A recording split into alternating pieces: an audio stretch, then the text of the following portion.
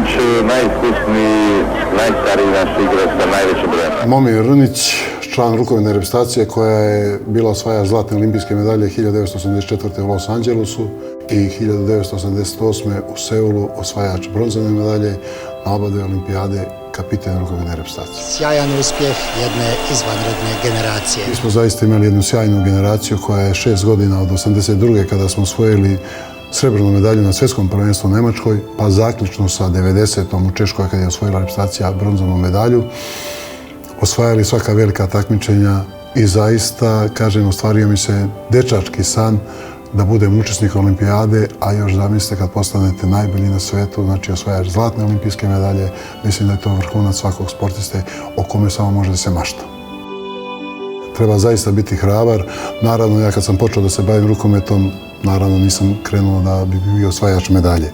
Ja imam običaj da kažem da je bilo tada evropskog prvenstva, ali nije ga bilo, da bi imali vjerojatno medalja, da ne bi mogli da ih stavimo negde u neku prostoriju, jer smo toliko bili suvereni 8 godina na toj rukometnoj sceni.